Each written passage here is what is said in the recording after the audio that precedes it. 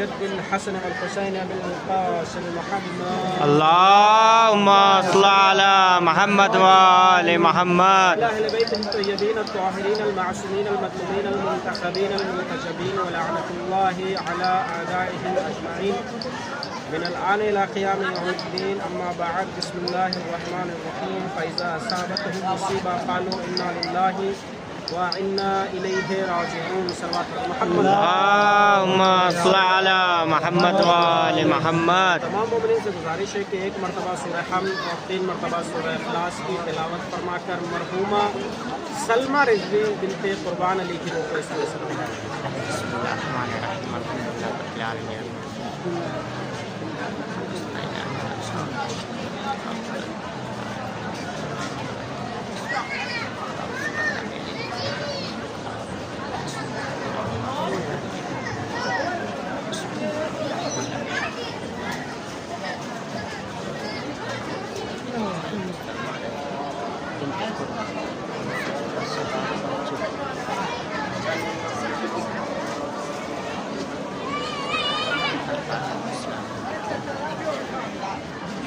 اللهم صل على محمد وآل محمد. اور بآواز بلند صلوات سے سہارا دے. اللهم صل على محمد وآل محمد. خداوند عالم اپنی محکم و مجسم کتاب قرآن مجید میں ارشاد فرماتا ہے فَإِذَا أَصَابَتْهُمْ مُصِيبَةٌ قَالُوا إِنَّا لِلَّهِ وَإِنَّا إِلَيْهِ رَاجِعُونَ. جب بھی تمہارے اوپر کوئی مصیبت کا وقت گزرے تو فوراً یہ کہو اِنَّا لِلَّهِ وَإِنَّا إِلَيْهِ رَاجِعُونَ. جو چیز جہاں سے آئی ہے اس کو وہیں پر واپس جانا ہے. اور یقیناً یہ ایام ایسے چل رہے ہیں کہ جو خوشی کے ایام ہیں، یہ ایام ایسے ہیں کہ جس میں ہر عبادت کا اجر و ثواب ہے، الگ درجے کا اجر و ثواب ہے. یہ ایام ایسے ایام ہیں کہ جس میں ایک ایک رکعت کے بدلے آپ کو اس رکعت کا ہزاروں گنا ثواب زیادہ مل سکتا ہے. بے شک. اسی لیے خداوند عالم کے نزدیک یہ 3 مہینے سب سے زیادہ معتبر مہینے مانے جاتے ہیں، رجب الرجب اور شعبان المعظم اور رمضان المبارک. ان 3 مہینوں میں عبادت کا مزہ بھی کچھ اور ہے. ان 3 مہینوں میں کچھ ایسے روزے ہیں کہ جو مستحب مؤکدہ کا اثر رکھتے ہیں. کچھ روزے ایسے ہیں کہ جن کو تاکیداً کہا گیا ہے کہ یہ روزے آپ ضرور رکھیں. اور سب سے زیادہ مجھے لگتا ہے کہ کیوں نہ ہو خداوند عالم کے نزدیک یہ مہینہ محبوب، کیونکہ اس میں ایک ایسے محبوب کی ولادت ہے کہ جس کو خداوند عالم نے رسول کا خلیفہ بنا کر بھیجا. اور کیوں نہ ہو محبوب خداوند عالم کے نزدیک یہ مہینہ ایک ایسا وسیع آیا ہے کہ جس نے پوری شریعت کو سنبھال کر رکھا، جس کی اولاد نے پوری شریعت کو حفظ اور امان دیا ہے. کسی چیز کے ذریعے سے نہیں، پیار اور محبت سے، اخلاق سے. اور عزیزان محترم، جب تمام عبادتوں کا مزہ، تمام عبادتوں کا ثواب ایک اعلی درجے کا ثواب ہے، تو پھر آپ سوچئے کہ جو مجلس امام حسین علیہ السلام، ذکر اہل بیت علیہ السلام ہے، اس کا ثواب سنت رسول ہے عبادت. تو جب ہر سنت کا ثواب اتنا زیادہ ہوگا تو جو سنت رسول ہوگی اس کا ثواب کتنا زیادہ ہوگا. بے شک. واہ. جو سنت رسول ہے اس کو اگر کوئی زندہ کرے تو اس کا ثواب کتنا ہوگا. تو کہنا پڑے گا کہ اگر تمام عبادتوں کا ثواب ایک الگ درجے پر پہنچتا ہے اس مہینے میں، اب جو مرحومین کے لیے اصالِ ثواب کی مجلس ہوگی نا، اس کا ثواب بھی ایک الگ طریقے کا ثواب ہوگا. کیوں؟ کیونکہ ایک تو یہ محبوب مہینہ، دوسرا اوپر سے اتنے زیادہ اہم دن، اور اس کے بعد مرحوم کو یاد کیا جائے. اب ہمارے درمیان جس طرح سے کچھ مہینے ایسے ہیں، کچھ دن ایسے ہیں کہ جو بہت زیادہ خوشی کے دن ہیں، جیسے رجب الرجب ہے جس میں ہم نے خوشی منائی. اور یقیناً ہر انسان کا یہ حق ہے کہ وہ ایسے خوشی منائے کہ سب کچھ بھول جائے اس میں. کیونکہ اگر اس دن بھی کوئی خوش نہ ہوا تو مجھے نہیں لگتا کہ پھر کس دن کو خوش ہوگا. جو اس دن خوش ہو گیا، یقین جانیے جو اس دن خوش ہو گیا وہ پوری زندگی خوش رہے گا. اور جس کا منہ اس دن بن گیا اس کا پوری زندگی، پوری آخرت میں اس کا منہ بنا رہے گا. اور اسی طرح سے وہ جہنم میں داخل ہو جائے گا. کیونکہ اگر حق آنے پر کوئی خوشی نہ منائے تو پھر کب خوشی منائے گا. ہمارے نزدیک کچھ دن ایسے ہیں کہ جو خوشی والے دن ہیں، کچھ دن ایسے ہیں جو غم کے دن بھی ہیں، کہ جیسے 25 رجب الرجب، کل کے بعد شہادت امام موسیٰ کاظم علیہ السلام. محمد و محمد. چاہیے کہ جس طرح سے ہم ان دنوں میں جو خوشی کے دن ہوتے ہیں اس میں اہل بیت علیہ السلام کا ذکر کرتے ہیں، اس میں ان کی ولادت کی خوشی مناتے ہیں، اسی طرح سے ہمیں یہ بھی چاہیے کہ جس دن اہل بیت علیہ السلام کے فرد میں سے کسی کی شہادت کا دن ہو تو اس دن ہم غم بھی منائیں، کیونکہ دونوں حق ہمارے اوپر ہیں اور ہم خلق بھی اسی لیے ہوئے ہیں۔ جناب فاطمہ زہرا سلام اللہ علیہ اللهم صل على محمد وآل محمد۔ حق بھی صرف اتنا ہے کہ ہم آئیں اہل بیت علیہ السلام کے فرد میں سے اگر کسی کی شہادت ہے تو ہم گریہ کریں، ان کے یہاں کسی کی ولادت ہے تو ہم خوشی منائیں۔ ہماری زندگی بھی یہی ہے، اہل بیت کی خوشی میں خوشی، اہل بیت کے غم میں غم، یہ ہماری زندگی ہے۔ خداوند عالم کی عبادت واجب ہے، یہ عبادت ایک سنت عبادت ہے لیکن سنت مؤکدہ ہے۔ ایسی عبادت ہے کہ جس کا ثواب واجب کے برابر ہے، اور کبھی کبھار ایسا بھی ہوتا ہے کہ اس کا ثواب واجب سے بھی زیادہ بالا تک پہنچ جاتا ہے۔ جانتے ہیں کیوں؟ خداوند عالم نے نماز کو آپ کے اوپر واجب قرار دے دیا، یہ آپ واجب ہے، آپ کو کرنا ہی کرنا ہے، ثواب معین ہے۔ ایک رکعت کے بدلے اگر آپ عام جگہ پر پڑھیں گے 1 رکعت ثواب ملے گا، کسی مسجد میں پڑھیں گے 100 رکعت ملے گا، کسی مشہور جگہ پر پڑھیں گے تو 1000 رکعت کے برابر ثواب ملے گا۔ لیکن کہیں پر یہ بیان نہیں ہوا ہے یہ جو غم ہے، یہ جو ولادت کی خوشیاں ہیں، ان میں اگر جتنا زیادہ آدمی خوشی منائے اور ان کی خوشی میں اپنی طرف سے ان کو 2 رکعت نماز ہدیہ کر دے تو ضروری ہے کہ اس 1 رکعت نماز کا ثواب 1 لاکھ کے برابر ہو جائے۔ جس طرح سے زیارت امام حسین علیہ السلام کے لیے ملتا ہے کہ اگر کوئی انسان امام حسین علیہ السلام کی زیارت کے لیے اپنا قدم بڑھاتا ہے 1 حج کا ثواب، آگے بڑھیں گے روایت پڑھیں گے، اگر کوئی انسان زیارت امام حسین علیہ السلام کے لیے اپنا قدم بڑھاتا ہے تو اس کے لیے 10 حج ہے، آگے بڑھیں گے کوئی انسان زیارت امام حسین علیہ السلام کے اپنا قدم بڑھاتا ہے 100 حج ہے۔ یہاں تک کہ میں آپ کو آخری الفاظ سناتا ہوں کہ علماء کرام نے لکھا ہے کہ اگر کوئی انسان پورے خضوع و خشوع کے ساتھ زیارت امام حسین علیہ السلام کے لیے اپنے قدم کو بڑھاتا ہے تو اس کے 1 قدم کے بدلے 1000 حج کا ثواب ملتا ہے۔ اور 1000 حج کیسے جانتے ہیں؟ اس کے نیچے ملائکہ اپنے پروں کو بچھاتے ہیں۔ آپ سوچیں کہ ملائکہ جو اپنے پروں کو بچھا رہے ہیں وہ کس لیے بچھا رہے ہیں؟ زمین کے لیے نہیں بچھا رہے ہیں، زائر کے قدموں کے لیے بچھا رہے ہیں۔ کیوں؟ ملائکہ بتانا یہ چاہتے ہیں کہ دیکھو ایک زائر امام کے قدموں کی فضیلت اتنی ہے کہ ہم چاہتے ہیں کہ زائر امام کے قدم ہمارے پروں پر پڑ جائیں تاکہ ہم بھی ثواب میں شریک ہو جائیں۔ ایک سلام پڑھنا اللهم صل على محمد وآل محمد۔ اسی طرح سے تمام اعمال کی جو سنت ہے جن کو ہم زندہ کرتے ہیں ان کا ثواب اتنا زیادہ ہے کہ معین نہیں کیا جا سکتا۔ اسی لیے کہتے ہیں جیسے 25 رجب کو ہمارے امام موسیٰ کاظم علیہ السلام کی شہادت کریں ہے، امام علیہ السلام نے فرمایا کہ اگر کوئی مومن روئے زمین پر انتقال کرتا ہے تو اس کے اوپر ملائکہ گریہ کرتے ہیں۔ اور صرف ملائکہ نہیں، فقط روئے زمین پر جو جو چیزیں ہوگی، جو جو چیزیں خداوند عالم نے خلق کی ہیں وہ تمام چیزیں گریہ کریں گی۔ اب آپ سوچیں کہ ایک انسان جب اس دنیا سے جاتا ہے اگر اس کے اوپر ایک فرشتہ گریہ کر لے کتنا اجر و ثواب ہے۔ یا ساری چیزوں کو چھوڑ دیجیے، کہتے ہیں کہ اگر امام جعفر صادق علیہ اللهم صل على محمد وآل محمد۔ کہتے ہیں کہ اگر کوئی ہمارے جگ کے غم میں اپنی آنکھ سے 1 مچھر کے برابر بھی آنسو نکالے تو اس کے اوپر جہنم حرام ہو جاتی ہے۔ بے شک جہنم حرام ہو جاتی ہے، جہنم حرام ہو گیا اس کے اوپر جس نے اپنی آنکھ سے مچھر کے برابر ایک آنسو نکال دیا۔ تو مجھے بتاؤ کہ اگر ایک مجلس میں 10 لوگ آئے، ایک مجلس میں 50 لوگ آئے، ایک مجلس میں 100 لوگ آئے کہ جو اس مرحوم کے اصالہ ثواب کے لیے مجلس برپا کی جا رہی ہے اور اگر اہل بیت علیہ السلام کے اوپر گریہ کریں تو ہر ایک آدمی کی آنکھ سے نکلنے والے آنسو کی ایک جزا اتنی ہوتی ہے کہ اس کے اوپر جہنم حرام کر دیا جاتا ہے۔ تو آپ سوچیے کہ جب جہنم حرام ہو گیا تو جزا رہ گئی فقط جنت۔ اب جو اس آدمی کو اجر مل رہا ہے یہ اجر ایک الگ اجر ہے، لیکن جو اس دنیا سے مرحوم رخصت ہو گیا اس کو جو اجر مل رہا ہے وہ ایک الگ قسم کا اجر ہے، بے اس شک کا مرتبہ بلند ہو گیا۔ کیوں؟ کہا کہ تمہارے عزیز و اقارب نے ہمارے اہل بیت علیہ السلام کے لیے مجلس کو برپا کروایا، تمہارے نام سے برپا کیا تاکہ لوگ آئیں اور ہمارے فضائلوں کو بیان کیا جائے، تاکہ لوگ آئیں اور ہمارے مصائب کو بیان کیا جائے، تاکہ آ کر لوگ مجلس میں گریہ کریں۔ چونکہ تمہاری وجہ سے امام حسین علیہ السلام پر اہل بیت علیہ السلام کے لیے گریہ کیا گیا ہے، تمہیں بھی تو کچھ ملنا چاہیے۔ کہتے ہیں کہ جو اس کے سابقہ گناہ ہوں گے یا جو اس کی سابقہ غلطیاں ہوں گی، حقیقتاً جو مومن مر گیا اس کے اوپر فرشتے نے گریہ کر دیا تو اس کے سارے گناہ تو پہلے ختم ہو گئے، بچا کیا؟ پہلے سے ہی پلس میں ہے۔ اب جب ان مومنوں نے آپ کی گریہ کیا اس کے اوپر تو اس کے درجات بلند ہو گئے۔ درجات کیسے بلند ہوئے؟ آپ کو یاد ہے نا ہم دعا کرواتے ہیں کہ پروردگار مرحومین کو جوار معصومین میں جگہ عنایت فرما۔ تو پتہ ہے جوار معصومین علیہ السلام کیا ہوتا ہے؟ جوار معصومین علیہ السلام کو ہوتا ہے کہ ایک فرد بیٹھا ہے، آپ جا کے اس کے پاس بیٹھ جائے، فرد آپ سے کراہت نہ کرے۔ ایک مومن انتقال کر گیا، اس کو اگر جوار معصومین میں جگہ ملی تو آپ بتائیے کہ ہمارے ائمہ علیہ السلام کے پاس اس کو جگہ ملی۔ اب جب وہ ائمہ علیہ السلام کے پاس بیٹھا ہوگا تو اس کو کتنا فخر محسوس ہو رہا ہوگا کہ لاکھوں سلام ہمارے عزیز و اقارب پر، لاکھوں سلام ہماری اولادوں پر کہ جنہوں نے ہمارے مرنے کے بعد ہمیں یہ موقع دیا کہ ہم معصومین علیہ السلام کے جوار میں جا کے بیٹھ گئے۔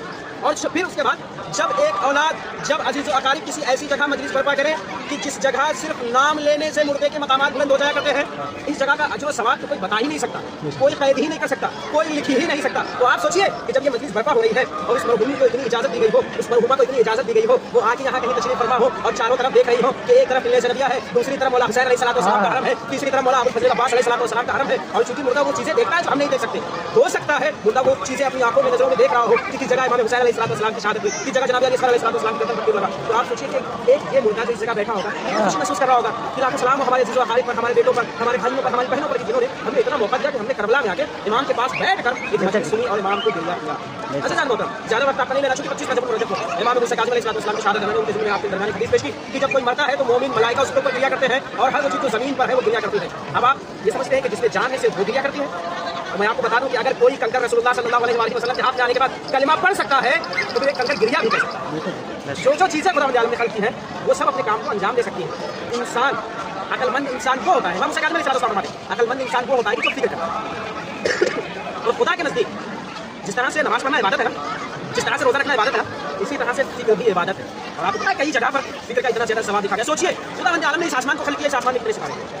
آپ سوچیے کہ جب ایک چھت بنا کسی سکون کے نہیں رک سکتی تو اتنا بڑا آسمان خداوند عالم نے بنا سکون کے کیسے. غور و فکر کیجیے، جب آپ غور و فکر کریں گے تب آپ سمجھیں گے کہ صرف خدا ہی ہے جو ایسا کر سکتا ہے. بے شک. آپ سوچیں کہ جب ہم کسی چیز پر چلتے ہیں اور کسی چیز کو سپورٹ نہ دیا گیا ہو نیچے سے تو ہو سکتا ہے گر جائے، ہو سکتا ہے مر جائے، ہو سکتا ہے ہم کو کوئی نقصان ہو جائے. تو خداوند عالم نے جس طرح سے اس زمین کو بنایا ہوگا، مثال کے طور پر آپ کے سامنے یہاں پر کوئی چیز لگا کے رکھی جائے، اس پر بٹنوں کو رکھ دیا جائے اور اس پر آپ سے کہا جائے چلو، تو آپ چلیں گے آہستہ آہستہ. آپ سے کہا جائے بھاگو تو آپ ڈریں گے، ڈر لگ رہا ہے کہیں گر نہ جائے. تو آپ غور و فکر کیجیے کہ یہ زمین بنی ہے، اس پر آپ کو ڈر کیوں نہیں لگتا. سوچیے کہ اب خداوند عالم نے خلق کی ہے، آپ کو یقین کامل ہے کہ آپ زمین پر چل رہے ہیں، آپ گریں گے نہیں. تو جب آپ کو اتنا یقین ہے کہ زمین پر چلنے سے آپ نہیں گریں گے تو آپ سوچیے کہ خداوند عالم نے اتنا عالی مرتبہ آپ کی زمین کو بنا دیا ہے کہ اس پر آپ گریں گے نہیں، آسمان کو اس طرح سے روک دیا ہے کہ وہ آپ کے اوپر آ کے نہیں گرے گا. تو آپ سوچیے کہ جو آپ کے خود کے امور ہوں گے، جو آپ کے خود کے کام ہوں گے اس دنیا میں، جن کاموں کے بارے میں آپ کو بہت زیادہ ٹینشن ہو، بہت زیادہ پریشانی، بہت زیادہ دقت ہوتی ہوگی، خداوند عالم ان کاموں میں آپ کو اکیلا کیسے چھوڑ دے گا؟ کیسے چھوڑے گا آپ کو اکیلا؟ کیونکہ ہماری غفلت یہ ہے کہ ہمارا فلانا کام ہے، پتہ نہیں ہوگا کہ نہیں. بس یہی پر دقت ہے ہمارے لوگ، پتہ نہیں ہوگا کہ نہیں ہوگا. اگر ہمیں یقین کامل ہے خداوند عالم کے پاس فلانا کام ہے، ٹینشن ہوگا کہ نہیں، اللہ ہے تو ہوگا. اگر ہماری مصلحت کے لیے بہتر ہے تو ہوگا، اگر ہماری مصلحت کے لیے بہتر نہیں ہے تو نہیں ہوگا. لوگوں کو شکایت ہوتی ہے کہ بھائی فلانی جگہ پر بارش ہو رہی، فلانی جگہ کیوں نہیں ہو رہی. خداوند عالم نے فلانی جگہ پر پانی برسایا، فلانی جگہ پر کیوں نہیں برسایا، جبکہ فلانی آدمی کو زیادہ ضرورت ہے، اس آدمی کو کم ضرورت ہے. ہو سکتا ہے وہاں پر پانی برسنے سے اس شخص کی ساری فصلیں برباد ہو جاتی. ہو سکتا ہے کہ اس جگہ کا خداوند عالم پانی نہ برساتا تو اس کی فصلیں برباد ہو جاتی. تو ہر کام ہماری مصلحت کے حساب سے ہوتا ہے. لیکن پھر میں امام موسیٰ کاظم علیہ السلام کے قول کو ذرا کوٹ کر رہا ہوں. امام موسیٰ کاظم علیہ السلام فرماتے ہیں کہ اگر کسی انسان کو کامیابی چاہیے، اگر کسی انسان کو طاقتور بننا ہے لوگوں کے درمیان، اگر کوئی انسان لیڈرشپ حاصل کرنا چاہتا ہے تو سب سے پہلی چیز کیا ہے؟ سب سے پہلی چیز کیا ہے کہ وہ بھروسہ رکھے. کس پر بھروسہ رکھے؟ توکل علی اللہ. خدا پر بھروسہ ہونا چاہیے. خدا پر اگر بھروسہ نہیں ہے تو آپ کچھ نہیں کر سکتے. آپ دیکھیں نا لاکھوں کروڑوں لوگ آتے ہیں امام موسیٰ علیہ السلام اپنے آپ کو جا کے امام موسیٰ علیہ السلام سے بوسہ دیتے کہ نہیں بولتے، چھوٹتے نہیں چھوٹتے، زیادہ کرتے کہ نہیں کرتے، نماز پڑھتے کہ نہیں کرتے. اس کے باوجود بھی ہو سکتا ہے کوئی جائے بندہ اس کو شفا مل جائے، دوسرا جائے اس کو شفا نہ ملے. وجہ کیا؟ وجہ ہے کہ توکل اس طرح کا نہیں ہے جس طرح کا اس بندے کے پاس ہے. وجہ یہ ہے کہ معرفت جس طرح سے ہونی چاہیے اس طرح سے نہیں ہے. اسی طرح سے امام موسیٰ کاظم علیہ السلام کے والد محترم امام جعفر صادق علیہ السلام کہتے ہیں کہ امام حسین علیہ السلام کی زیارت کا ثواب یقیناً ہے، اور جو حدیث بیان ہوتی ہے یقیناً اسی طرح سے ہے. کہتے ہیں کہ من اتى قبر الحسین علیہ السلام کمن زار اللہ، کہ جس نے امام حسین علیہ السلام کی زیارت کی اس نے اللہ کی زیارت کی. من اتى قبر الحسین علیہ السلام کما حج مع رسول اللہ صلی اللہ علیہ وآلہ وسلم. لیکن کیسے؟ بحق معرفت ہی، امام کی معرفت رکھتے ہوئے کہ جن کا حق ہے. میں کئی مرتبہ یہ بات کہتا ہوں، پھر سے میں ریپیٹ کر دوں. اب ہمارے نزدیک کیا ہے؟ آپ دیکھیں کہ امام حسین علیہ السلام کے نزدیک جب ہم آئے، امام حسین علیہ السلام پر گریا کیا، امام حسین علیہ السلام پر روئے اور امام حسین علیہ السلام کو گریا کر کے چلے گئے. یقیناً باہر سے معذرت میں یہ کہہ رہا ہوں کہ امام حسین علیہ السلام کا صرف حق اتنا نہیں ہے کہ آپ ان کے اوپر آئے اور مجلس میں رو کر واپس چلے. نہ، امام حسین علیہ السلام کی معرفت حاصل کرنی ہے. امام حسین علیہ السلام کے اوپر صرف رونا ہی نہیں ان کا حق کہلاتا ہے، ان کی معرفت حاصل کرنی. اور یقین کریں جب ان کی معرفت حاصل ہو جائے گی نا، تب آپ رونے کے لیے نہیں اپنے آپ کو ریڈی کریں گے کہ میں گریا کروں، روؤں، یا اپنے آپ کو اس طرح سے بنا لوں کہ میں مجھے لگے کہ مجھے گریا کر رہا ہے شخص. ہاں، جب معرفت حاصل ہو جائے گی نا کوئی مرتبہ امام حسین علیہ السلام کی، اگر کوئی آپ کے سامنے امام حسین علیہ السلام ملے گا تو بہت آنکھوں سے آنسو جاری ہو جائیں گے. معرفت یہ ہے حقیقت امام حسین علیہ السلام. اور لوگ رہے یہاں پر، آپ دیکھیں نا کہ معرفت کس طرح کی لوگوں کی ہوا کرتی تھی. لوگ آنے کے بعد جب امام حسین علیہ السلام کے نزدیک پہنچے تو وہ کبھی ایسی جگہ نہیں جاتے تھے جس جگہ آج کل عموماً ہم کے نزدیک ایسی چیزیں بنائی جاتی ہیں. قضاء حاجت کے لیے آدمی جاتا ہے، فلانا جاتا ہے. ایک شخص ایک آدمی نہیں تھا جب امام کے نزدیک آتے تھے تو یہاں سے 5 کلومیٹر تک کہیں وہ ہم باتھ روم نہیں یوز کرتے، نہیں جاتے تھے. اب جب وہ اس طرح سے کچھ ایسا انہوں نے کیا نا، ان کو دیکھے قوت کس طرح کیا تھا. ان کو بتا کہ جب بھی وہ آرام آتے تھے، 1 ہفتہ رہے، 10 دن رہے، 1 مہینہ رہے، 1 سال رہے، ان کو کبھی بھی بیت الخلاء کی حاجت محسوس نہیں ہوتی. یہ روحانیت ہے. حقیقت یہ کب حاصل ہوگی؟ جب انسان کو ایمان کی معرفت ہو جائے گی. ہم ابھی دیکھیں نا، تو مثال کے طور پہ ہمارا چھوٹا بچہ ہو گھر میں اور ہم ڈرے کہ اس کے سامنے یہ کام نا وہ غلط ہے، اس کے سامنے نہیں کر سکتے. بچہ دیکھ رہا ہے، بچے کے دیکھنے سے پہلے وہ دیکھ رہا ہے کہ آپ کا حساب کتاب کرنے والا ہے. بچے کے دیکھنے سے پہلے وہ دیکھ رہا ہے، وہ امام دیکھ رہا ہے کہ جس کے لیے آپ اپنے آپ کو امام کا سپاہی بنا دیں، وہ دیکھ رہا ہے. تو جس دن انسان کو یہ یقین ہو جائے گا کہ وہ دیکھ رہا ہے، اس دن آپ اپنے آپ کو ہر گناہ سے بری ذمہ کر لیں گے، ہر گناہ سے اپنے آپ کو الگ کر لیں گے. اور یقیناً امام موسیٰ کاظم علیہ السلام کا اس طرح کا علم کہ آج دیکھیں نا، آج سب سے زیادہ ہمارے اوپر اس طرح کے اشکالات ہوتے ہیں کہ یہ رافضی ہے، یہ کافر ہے، استغفر اللہ. لیکن ہم اس کے ماننے والے ہیں، ہم محب اہل بیت علیہ السلام ہیں. ہم اہل بیت علیہ السلام کے عشق میں، ہمیں ان کی محبت میں کافر کہا جائے، ہمیں ان کی محبت میں رافضی کہا جائے، ہمیں سب قبول. ہم صرف ان کی محبت میں مجنون ہیں، ان کی محبت میں، صرف ان کی محبت، کیونکہ ہمیں پتا ہے جو یہ دے سکتے ہیں وہ کوئی نہیں دے سکتا. اور لوگوں نے نہ جانے کس کو امام بنا لیا. کسی نے کہا کہ ابو حنیفہ امام ہے، کسی نے کہا کسی نے حقیقت یہ تو امام کے پاس آتے تھے حاصل کرنے کے لیے. اور آئے بھی صاحب ان سے ذرا پوچھیے کہ جو آپ کے امام ہیں وہ کس امام کے پاس حاصل کرنے کے لیے آتے تھے، وہ کس کے شاگرد ہیں؟ وہ جس طرح یہی کہیں گے کہ ہمارے امام ابو حنیفہ جو ہے وہ شاگرد ہیں امام جعفر صادق علیہ السلام کے. صلوات محمد بہت زیادہ ہو رہا ہے، شاگرد ہیں ان کے. تو آپ شاگردوں کی اتباع کرتے ہیں، استادوں کی اتباع کرتے ہیں. استاد کے پاس بھی زیادہ ہوگا، شاگرد کے پاس بھی زیادہ ہوگا. شاید نہیں ہے شیعوں کے خلاف. کیوں؟ تو ساری چیزیں اہل بیت علیہ السلام سے متمسک ہیں. اہل بیت علیہ السلام سے سارا لینا دینا، کیونکہ ان کو پتا ہے کہ یہ اہل بیت کی محبت میں مر بھی سکتے ہیں اور مار بھی سکتے ہیں. تو آپ دیکھیں نا پھر یہ مسئلہ ہوا کہ آنے کے بعد ابو حنیفہ کے شاگرد کی چلو امام موسیٰ کاظم علیہ السلام سے کچھ سوال پوچھتے ہیں اور ایسے کٹھن سوال پوچھیں گے کہ امام علیہ السلام نے جواب نہ دے سکے.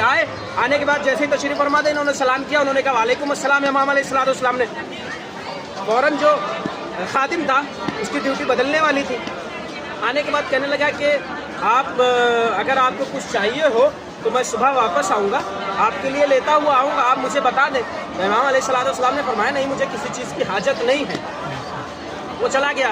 امام علیہ السلام نے ابو حنیفہ کے شاگردوں سے کہا دیکھا ان کو یہ نہیں پتا ہے کہ میں صبح زندہ رہوں گا کہ نہیں رہوں گا, اور یہ دیکھنا صبح تک یہ زندہ نہیں رہے گا. کہتے ہیں کہ جب انہوں نے یہ سنا ابو حنیفہ کے شاگردوں نے تو اٹھ کے بھاگ گئے اور راستے میں باتیں کرنے لگے اور کہنے لگے کہ ہم تو ان سے حلال اور حرام کے بارے میں دریافت کرنے آئے تھے, انہوں نے تو موت زندگی کے فیصلے کر دیے یہاں. تو بھاگے فوراً اور جا کے دریافت کیا دوسرے دن صبح. کہنے لگے کہ فلاں شخص رات میں ڈیوٹی کر کے واپس آ رہا تھا, حادثے میں اس کا انتقال ہو گیا, وہ مر گیا اس دنیا سے. یہ پھر امام موسیٰ کاظم علیہ السلام کے بعد واپس آئے اور آ کے کہنے لگے کہ ہم تو آپ سے حلال اور حرام کے بارے میں دریافت کرنے کے لیے آئے تھے, آپ نے تو موت اور زندگی کے فیصلے ختم کر دیے یہاں پر. یہ آپ نے علم لیا کہاں سے؟ اچھا یہ لوگ علم لیتے ہیں, دیتے لیتے کسی طرح کا علم نہیں ہے اور نہ خود عمل کبھی کرتے ہیں. تو آنے کے بعد کہنے لگے یہ علم آپ کے پاس کہاں سے آیا؟ انہوں نے کہا یہ علم میرے جد امجد رسول اللہ صلی اللہ علیہ وآلہ وسلم سے مجھے ملا ہے, اور صرف یہ ہمارے لیے مخصوص ہے. اس طرح کے امام علیہ السلام. اور آپ دیکھیں کہ یہ کوئی نئی چیز, نئی بات, نیا زمانہ نہیں ہے کہ جس میں شیعوں کو قتل کرنے کے بعد پھینک رہے لاشوں کو, شیعوں کے سر قلم کر رہے, کوئی نئی بات نہیں ہے. امام علیہ السلام کی شہادت کے منظر آپ دیکھیں نا کہ کس طرح سے زنجیر اور بیڑی میں امام علیہ السلام کو قید کیا ہوا, اور جب امام علیہ السلام کی شہادت واقع ہو گئی تو زندان سے لاشیں کو نکال کر پل بغداد پر لاشیں کو رکھ دیا گیا. آپ دیکھیں نا آج کے زمانے میں کون ایسا ہوتا ہے, اگر کسی غیر کا بھی لاشا ہوتا ہے نا تو لوگ مدد کرتے ہیں, بھائی مر گیا ہے انسان, اس کو ذرا قبرستان تک پہنچوا دے. اگر دشمن بھی ہوتا ہے نا وہ بھی لاشے میں آ کے مدد کرتا ہے, کاندھا دیتا ہے کہ مرنے والا چلا گیا. لڑائی جھگڑے یہ دنیا تک تھے, لیکن امام علیہ السلام کی شہادت کا منظر آپ دیکھیں نا کہ شہادت ہوئی اور قید خانے میں جو لوگ بیٹھے ہوا کرتے تھے, ڈیوٹی دیا کرتے تھے, انہوں نے امام موسیٰ کاظم علیہ السلام کے لاشے کو اٹھایا اور اٹھانے کے بعد پل بغداد پر لا کر رکھ دیا. امام علیہ السلام کے چاہنے والے آئے اور آنے کے بعد امام موسیٰ کاظم علیہ السلام کو اس نے کفن دیا, اور دینے کے بعد کہتے ہیں کہ 2500 کا کفن دیا. کام 2500 کی بہت قیمت ہوا کرتی تھی, اتنا غالی کفن دیا. اور امام رضا علیہ السلام اپنے اعجاز کے ذریعے سے قبرستان پہنچے اور نماز جنازہ پڑھائی, تدفین ہوئی. میں دست ادب کو جوڑ کر امام علیہ السلام سے یہ کہوں گا کہ مولا یقیناً آپ کے اوپر بہت ظلم و ستم ہوئے, اور اس طرح سے ظلم و ستم آپ کے اوپر کیے گئے کہ آپ کے لاشے کو پل بغداد پر رکھ دیا گیا, لیکن مولا آپ کا لاشا دفن تو ہوا نا, مولا آپ کے لاشے کو غسل تو دیا گیا نا, مولا آپ کے چاہنے والے تو موجود تھے نا, مولا آپ کے بیٹے نے آ کر نماز جنازہ تو آپ کو پڑھائی, لیکن مولا ذرا دیکھیے کہ جس جگہ کربلا کے میدان میں اس وقت ہم موجود ہیں اس جگہ ہمارا تیسرا امام حسین علیہ السلام شہید کیے گئے, لیکن بیٹے کو اتنی اجازت نہیں تھی کہ وہ باپ کی نماز جنازہ پڑھا سکے. مولا ایسا چاہنے والا کوئی موجود نہ تھا کہ جو امام حسین علیہ السلام کے لاشے کو اٹھا سکے, تدفین کر سکے. مولا آپ بہت خوش نصیب تھے کہ آپ کو ساری چیزیں مہیا بھی تو ہوئیں, لیکن ہمارے امام حسین علیہ السلام کو کچھ بھی نہ مہیا ہوا. یقیناً زمین کربلا پر ہم بیٹھے ہیں, اور جیسا کہ مجھے پتہ چلا کہ مرحومہ کے اصالِ ثواب کی مجلس ہے, تو میں چاہتا ہوں کہ اگر مرحومہ کے اصالِ ثواب کی مجلس ہے تو مشاہد بھی جناب فاطمہ زہرا سلام اللہ علیہا کے ہونے چاہیے. اور چونکہ شہادت کی مناسبت سے میں نے ذکر کر دیا امام موسیٰ کاظم علیہ السلام کی, لیکن تھوڑی سی شہادت جناب فاطمہ زہرا سلام اللہ علیہا کی, کیونکہ ہم ہر جگہ مجلسیں برپا کرتے ہیں اور گریا کرتے ہیں امام حسین علیہ السلام بھی اور تمام اہل بیت علیہ السلام کی, لیکن میں چاہتا ہوں کہ ایک بیٹے کے سامنے اس کی ماں کا ذکر کیا جائے, ایک بیٹے کے سامنے اس کی ماں کا ذکر کیا جائے. جس طرح سے یہ آپ دیکھیں نا نٹیلے زینبیہ ہے، کس طرح سے جناب زینب سلام اللہ علیہ اس جگہ موجود تھی، اور جب یہاں سے واپس گئی تو جناب زینب سلام اللہ علیہ کی کمر خمیدہ ہو چکی تھی۔ اب جناب زینب سلام اللہ علیہ کے پاس جناب فاطمہ زہرا سلام اللہ علیہ جب دربار سے واپس آ کر بیٹھی، اور خدا کی قسم میں رک کر ایک جملہ کہتا ہوں، مجھے کسی سے کوئی لینا دینا نہیں ہے، کون ہمارا قریبی ہے، کون ہم سے دوستی رکھتا نہیں رکھتا، میں ہر اس انسان سے صرف ایک سوال کرتا ہوں کہ مجھے یہ بتا دو، میں نہیں پوچھتا کہ تم کون سے مذہب میں ہو، کون سا دین تمہارا ہے، کون سا کیا ہے، میں صرف تم سے اتنا پوچھتا ہوں کہ اگر تم حق کے ماننے والے ہو تو مجھے اتنا بتا دو کہ جناب فاطمہ زہرا سلام اللہ علیہ دربار گئی تھی کہ نہیں گئی تھی۔ کچھ عرصہ پہلے میں نے ایک دیوبندی سے سوال پوچھا، میں نے کہا مجھے آپ سے کوئی سوال نہیں پوچھنا، مجھے بس اتنا سا پوچھنا ہے کہ آپ اتنا بتا دو کہ جناب فاطمہ زہرا سلام اللہ علیہ دربار گئی تھی کہ نہیں گئی تھی۔ تو میں نے کہا تفصیل نہیں چاہیے مجھے، بس ہاں اور نہ میں جواب چاہیے، فقط آپ بس اتنا بتا دو، مجھے ساری باتیں سمجھ آ جائیں۔ کچھ نے کہا اس کے یہ جملات میں حرم امام حسین علیہ السلام کے سامنے بیٹھا ہوں، ٹلے زینبیہ کے سامنے بیٹھا ہوں، ضامن اس جملے کا۔ اس نے کہا ہاں مولانا، اس نے کہا مجھ سے ہاں مولانا دربار تو گئی تھی، بس ساری چیزیں یہیں سے کلیئر ہو گئی کہ جس بیٹی کے آنے سے رسول کھڑے ہو جاتے ہو، اگر اس کو چل کے دربار جانا پڑے تو سوچئے کہ کس طرح کی حکومت ہوگی۔ جس بیٹی کے دروازے پہ آ کر رسول کائنات یہ کہتے ہیں السلام علیکم اہل بیت النبوہ، اس بیٹی کو اگر دربار جانا پڑے تو مجھے نہیں لگتا کہ کرسی پر بیٹھا ہوا انسان، کرسی پر بیٹھا ہوا شخص کوئی عادل شخص ہوگا۔ آئی جناب فاطمہ زہرا سلام اللہ علیہ، کہا اماں، زینب کہتی اماں ابھی جب آپ گئی تھی تو آپ کی کمر بالکل ٹھیک ٹھاک تھی، لیکن جب واپس آئی ہیں تو آپ کی کمر خمیدہ کیسے ہو گئی؟ جناب فاطمہ زہرا سلام اللہ علیہ نے کہا کہ بیٹی تم ابھی نہیں سمجھو گی، لیکن میدان کربلا میں جب تمہارے اوپر مصیبت گزرے گی تو ضرور پتہ چل جائے گا کہ کس طرح سے چند لمحوں میں کمر خمیدہ ہو جاتی ہے۔ اجرکم اللہ، خدا آپ کو کوئی غم نہ دے، میرا پہلا امام کبھی نہیں رویا، بڑی سے بڑی جنگیں لڑی نہیں رویا، بڑے سے بڑے زخم لگے نہیں رویا، لیکن ایک مرتبہ امام چیخ مار کے روئے۔ جب غسل دینے کے بعد باہر آئے تو سلمان نے پوچھا مولا آپ کبھی نہیں روئے لیکن آج کیا وجہ تھی کہ آپ نے چیخ مار کے رویا؟ کہا سلمان فاطمہ کی پسلیاں ٹوٹ گئی تھی، مجھے نہیں پتا کہ فاطمہ کس طرح سے سانس لے رہی ہوگی، لیکن سلمان فاطمہ نے آج تک مجھ سے کبھی ذکر نہیں کیا۔ اجرکم اللہ، خدا آپ کو کوئی غم نہ دے سوائے غم سید الشہداء کے۔ عزیزان محترم، جب جناب فاطمہ زہرا سلام اللہ علیہ سے رخصتی کا وقت آیا، مولا نے کہا زینب آؤ اماں سے ودا لے لو۔ زینب آئی اماں خدا حافظ، امام حسن آئے اماں خدا حافظ، ام کلثوم آئی اماں خدا حافظ۔ بس یہاں سے تھوڑی سی قیامت ذکر کرنی ہے، اب امام حسین نظر نہیں آئے۔ مولا نے کہا ہے میرا بیٹا چھوٹا حسین، کہا اماں سے آ کر ودا لے لو۔ امام حسین کہتے یہ نا امام حسین علیہ السلام کا روزہ، سوچئے آپ خود امام علیہ السلام سے سوال پوچھئے کہ مولا جب آپ نے یہ کہا ہوگا کہ اماں جب تک خود نہیں بلائے گی حسین اماں سے رخصتی نہیں لے گا، مولا اس وقت کیا قیامت آئی تھی زمین و آسمان میں، تو شاید مولا آپ کو بتا سکے۔ کہا اماں جب تک خود نہیں بلائے گی حسین اماں سے رخصت نہیں لے گا۔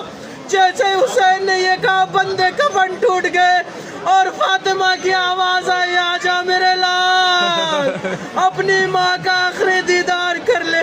امام حسین دوڑتے ہوئے اماں کے پاس آئے، اماں کے گال پہ اپنے گال کو رکھا، اماں جب کربلا کے میدان میں حسین یکو تنہا ہوگا تو حسین کا ساتھ کون دے گا؟ ارے اماں جب حسین شہید ہو جائے گا تو زینب کا ساتھی کون ہوگا؟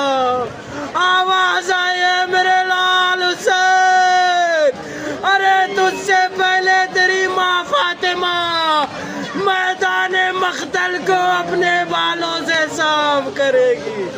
اے میرے حسین تو یہ کو تنہا وسيعلم الذين ظلموا أيهم القلب ينقلبون إنا لله وإنا إليه راجعون۔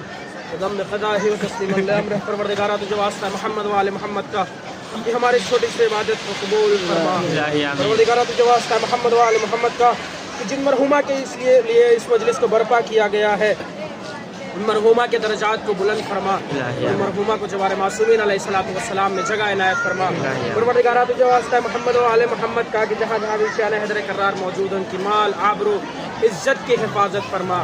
پروردگارہ تجھے واسطہ ہے محمد و آل محمد کا کہ جن لوگوں نے ہم سے دعاؤں کے لیے کہا ان کی دعاؤں کو مستجاب فرما، جو بیمار ہیں ان کو شفائے کاملہ و عاجلہ عنایت فرما، جو اس دنیا سے رخصت ہو گئے ہیں ان کی مغفرت فرما، ان کے جوار معصومین علیہ الصلوۃ والسلام میں جگہ عنایت فرما۔ پروردگارہ تجھے واسطہ ہے محمد و آل محمد تمام مرحومین کی روح کی مغفرت فرما، ان کو جوار معصومین علیہ الصلوۃ والسلام میں جگہ عنایت فرما۔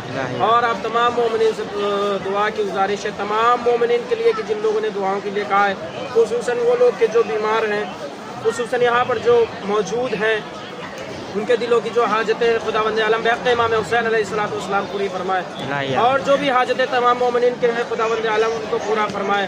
اور جناب ایک صاحب ہے میر تقی علیہ عبدی صاحب اور ان کی فیملی کو خداوند عالم اپنی حفظ و امان میں رکھے، اور ان کے تمام مرحومین کو جوار معصومین علیہ الصلوۃ والسلام میں جگہ عنایت فرمائے۔ موجودہ حاضرین مجلس جو بھی ہیں خداوند عالم ان کے تمام مرحومین کے جوار معصومین علیہ الصلوۃ والسلام میں جگہ عنایت فرمائے، تمام مرحومین کی مغفرت فرمائے انشاءاللہ۔ اور جو بھی فیملی میں آبا و اجداد خداوند عالم ان کو طویل حیات عنایت فرمائے، اگر بیمار ہیں تو ان کو شفائے کاملہ و عاجلہ عنایت فرمائے، خصوصاً جن کے والدین اس دنیا میں حیات خداوند عالم ان کو حیات طویل عنایت فرمائے، اور اگر انہوں نے ابھی تک زیارت امام حسین علیہ الصلوۃ والسلام نہیں کی تو خداوند عالم امام حسین علیہ الصلوۃ والسلام کی زیارت سے ان کو مشرف فرمائے۔ پروردگارہ تجھے واسطہ ہے محمد و آل محمد کا کہ دنیا بہت ظلم و جور سے بھر چکی ہے، ہمارے امام زمانہ عجل اللہ تعالیٰ فرج و شریف کے دحور میں تعجیل فرما، ان کے آوان و انصار میں شمار عنایت فرما۔ ربنا تقبل منا انک انت السمیع العلیم۔ ایک مرتبہ سورہ حمد اور 3 مرتبہ سورہ اخلاص کی تلاوت فرما کر مرحومہ سلمہ رضوی بنت قربان علی کی روح کو اصالہ ثواب فرما۔